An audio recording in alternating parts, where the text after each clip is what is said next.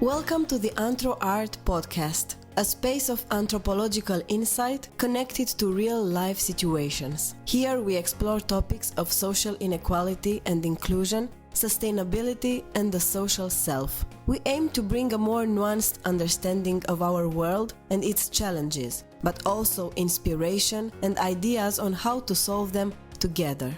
We hope you enjoy it.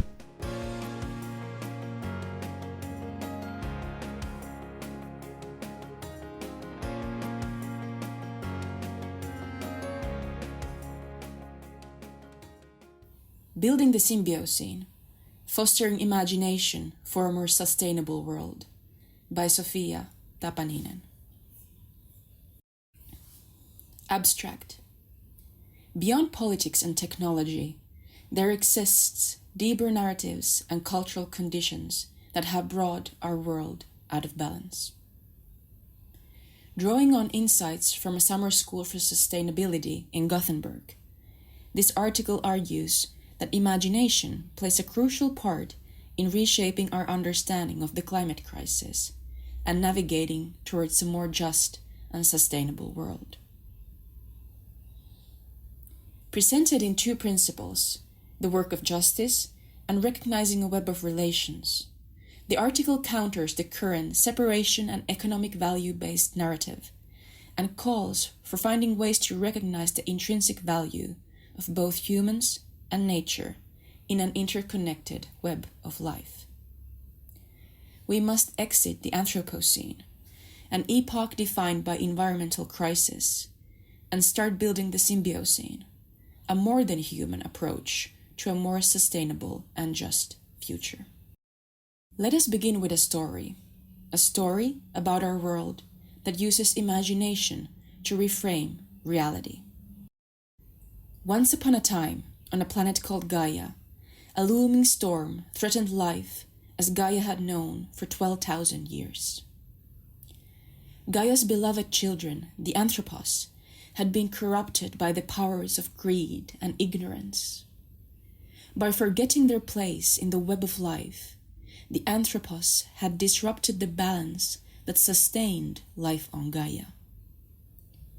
Divided amongst themselves, the Anthropos sought to rule over others in short-sighted victory, while those less fortunate were forced to suffer the consequences. Most found themselves in the gray area of complexity, unsure how to navigate the rules set out and at play. The Anthropos not only ruled unjustly over one another, but had also grown indifferent to their siblings, flora and fauna. Prophets among them had tried to warn against this direction of destruction. Remember the sacred balance, the path of co-creation with flora and fauna, and our love for Gaia as the compass, they called.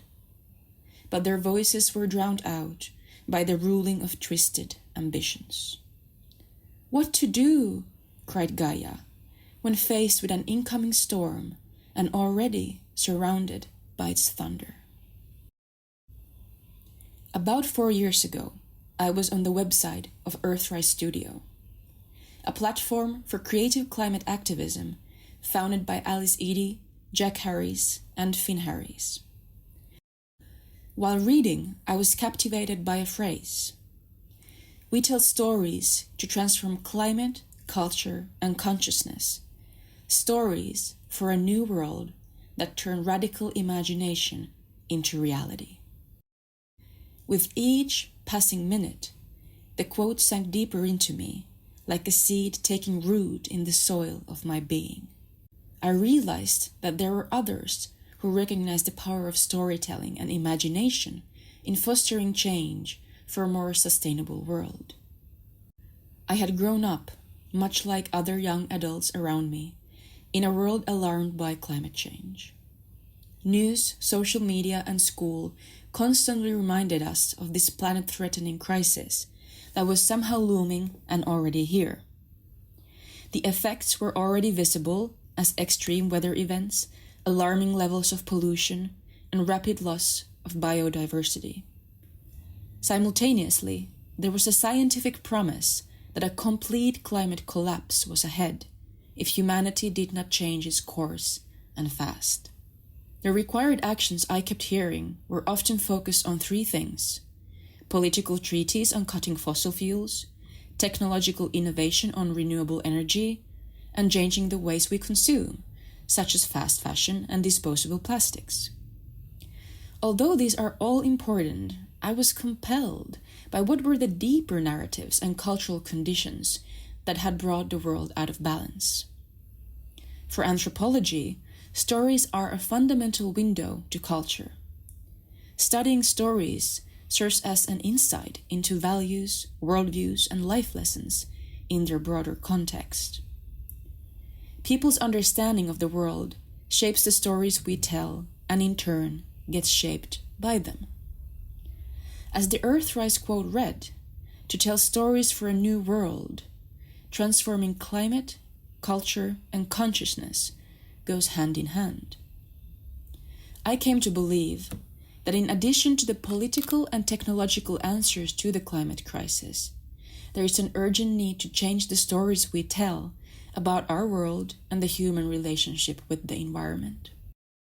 In June 2024, I joined a summer school for sustainability hosted by the University of Gothenburg in Sweden.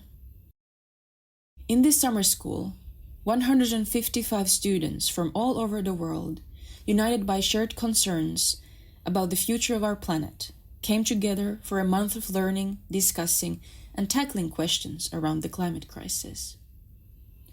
The climate crisis is the urgent global threat of anthropogenic, human-driven climate change, based on unsustainable ways of living.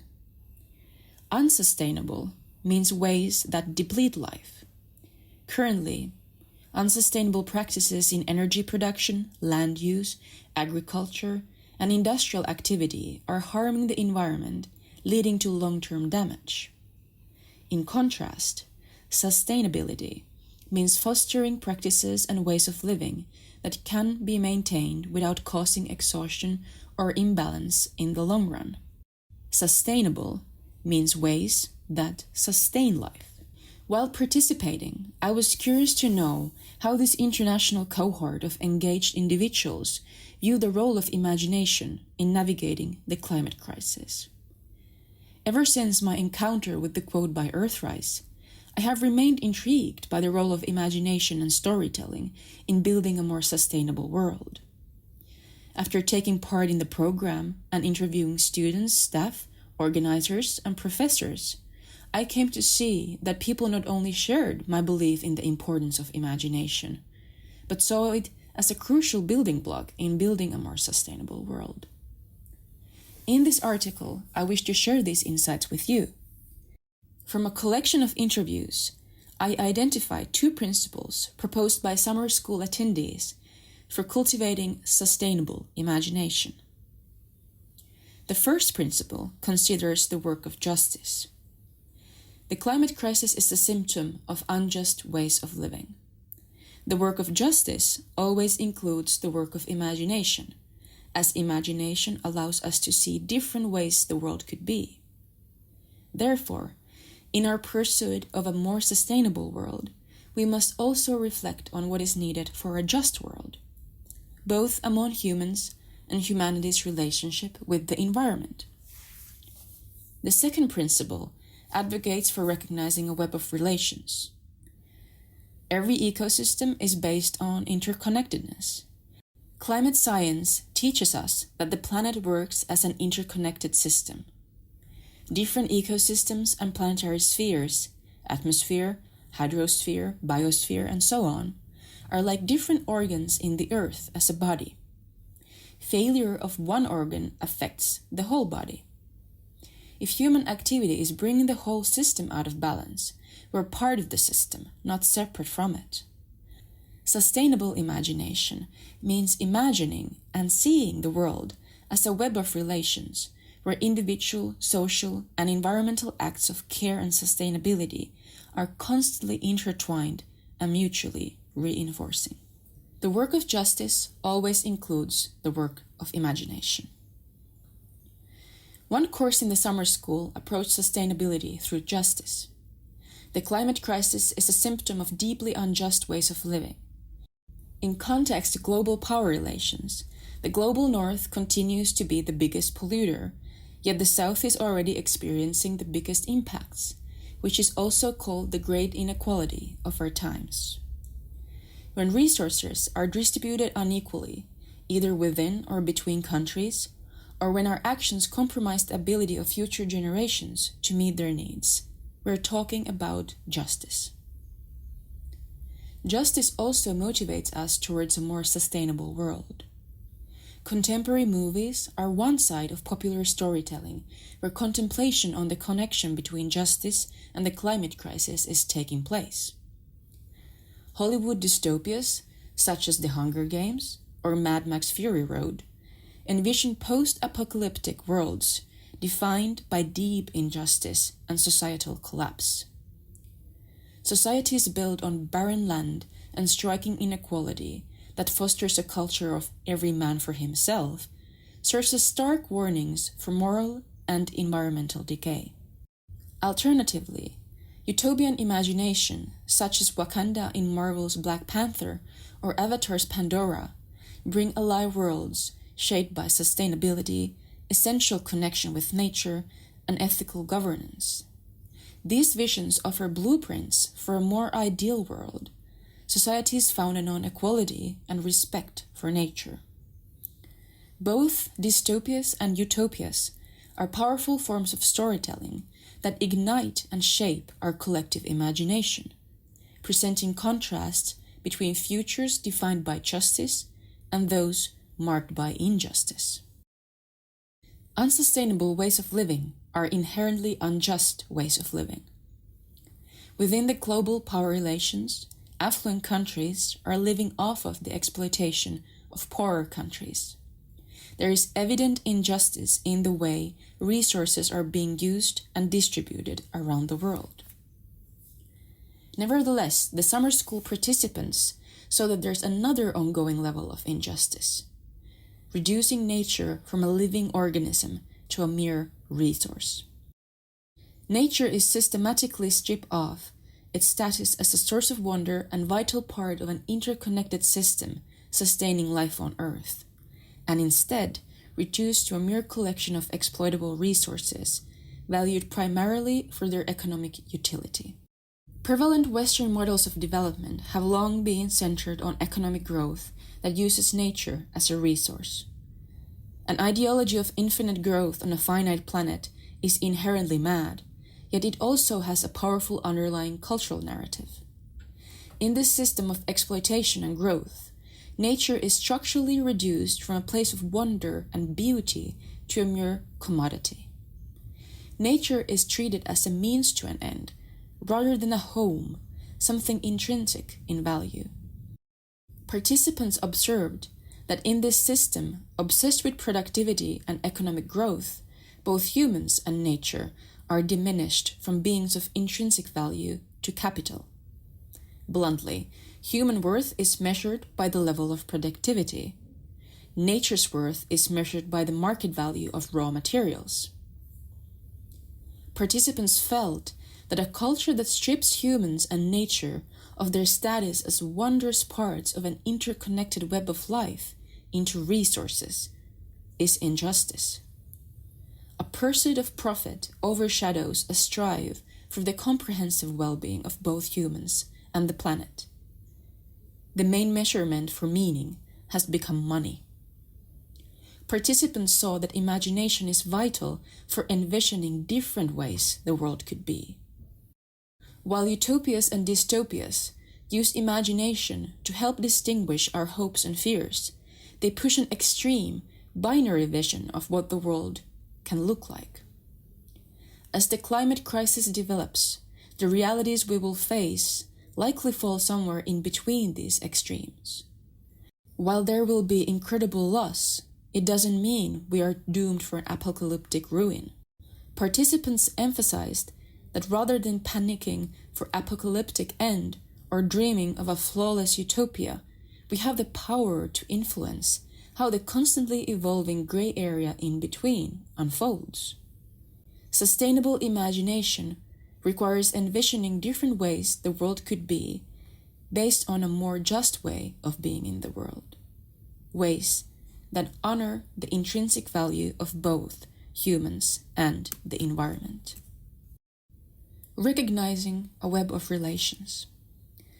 Multispecies anthropology is a subfield of anthropology that examines the intricate relationships between humans and other species, exploring how these interactions shape cultures, societies, and environments in profound ways.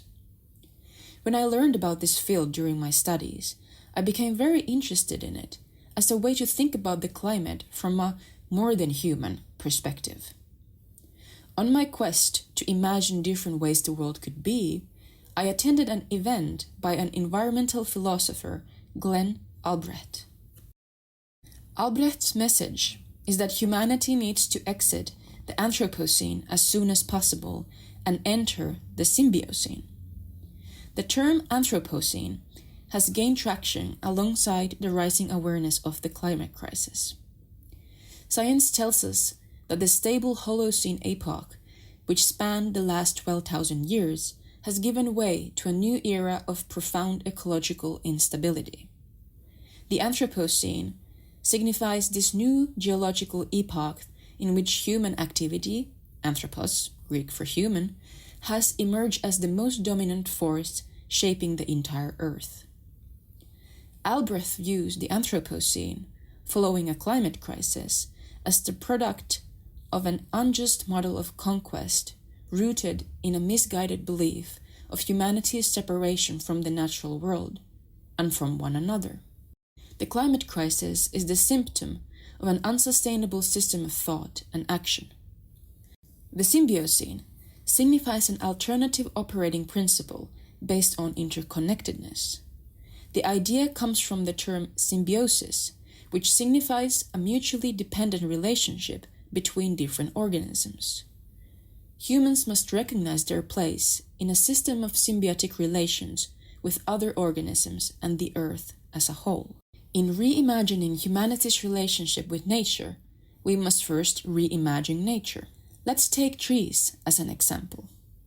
Building on ecological discoveries and indigenous wisdom, plant science reveals that trees not only form symbiotic relationships with fungi, but also actively collaborate with one another, creating complex networks of support and communication. Ecologist Susanne Simard teaches how mother trees, who serve as vital ecosystem regulators, communicate with their kin and nurture future generations by sharing resources and enhancing the growth of the entire forest. Injured trees pass their information to their neighbors, shaping defense chemistry and resilience in the forest community. These findings represent a shift from viewing trees as solitary competitors to members of a connected, communicating network, deeply intertwined with one another and the broader forest ecosystem. Symbiosis, a key concept in ecology and evolution, emphasizes the interconnectedness of life and the balance within ecosystems. In evolutionary thinking, competition and symbiosis are both key mechanisms that drive the survival and adaptation of species.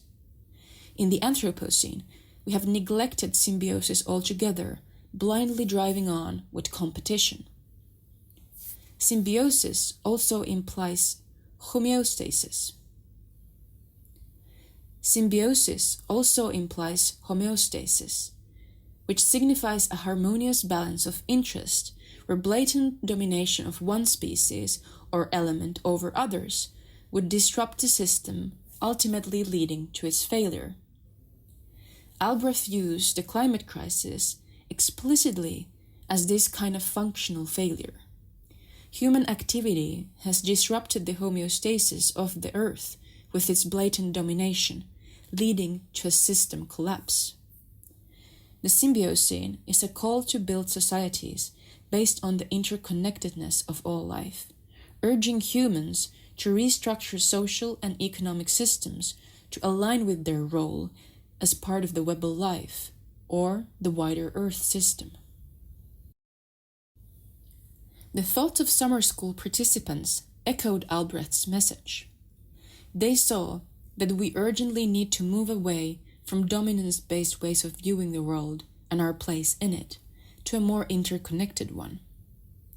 They saw that transitioning from the Anthropocene to something like a Symbiocene is both a visionary and a structural task. If, as Albrecht argues, our current functional failure stems from living in domination and disconnection, we must cultivate ways of seeing and being that foster cooperation and interconnectedness.